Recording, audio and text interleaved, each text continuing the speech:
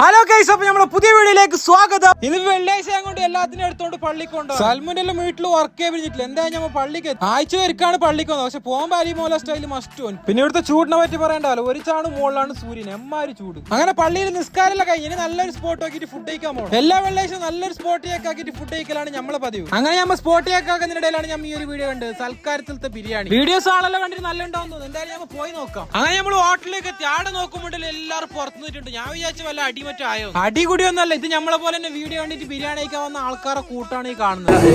5 minute കിട്ടും കാലിയാന്ന്. 5 minute പോയിട്ട് അരമണിക്കൂറായും കിട്ടും നിങ്ങൾക്ക് തോന്നില്ല. അളിയാക്കാണെങ്കിൽ ഇടക്കിടക്ക് എത്തി നോക്കുന്നുണ്ട്, കഴിഞ്ഞോ ഇത് എവിടെ കഴിയാൻ. ഉള്ളിലത്തെ വലിയ തിരക്കാണ്, പുറത്ത് കീറ്റാവും തലഭാഗത്തും തമ്മിൽ. ഇത്രയുള്ള തിരക്കും പാളെല്ലാം കണ്ടാലും എന്തായാലും ഒരു കാര്യം ഉറപ്പിക്കാം, ഇവിടുത്തെ ബിരിയാണി സംതിങ് സ്പെഷ്യൽ.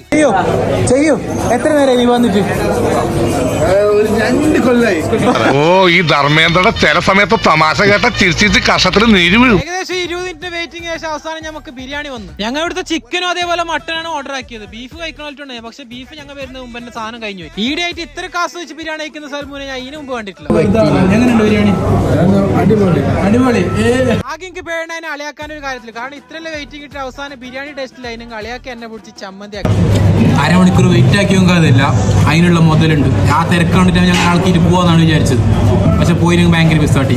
അങ്ങനെ പോകുന്നതിനടുക്ക് മുതലാളിക്കൊന്ന് കൈ കൊടുത്തു. മുതലാളിയാണെങ്കിൽ ഫുള്ള് തിരക്കിലവിടെ തുന്നലും നടക്കാണെന്നില്ല. ഇനിയിപ്പോ കൊണ്ടിട്ട് പൊക്കിട്ട് കാറിലേക്ക് ഇടണം തോന്നുന്നു. അപ്പൊ അസീസിയാണ് ലൊക്കേഷൻ വരുന്നുള്ളത്, സൽക്കാർ റെസ്റ്റോറന്റ്. പിന്നെ അതേപോലെ കീറ്റാ തലഭാഗത്ത് ഡെലിവറി ഓപ്ഷൻ അവൈലബിൾ ഉണ്ട്. അങ്ങനെ ഫുഡെല്ലാം കഴിഞ്ഞ് ഇനി വേറെ പരിപാടി ഒന്നും നടക്കൂല, നേരെ പോയിട്ട് കിടന്നുറങ്ങട്ടും.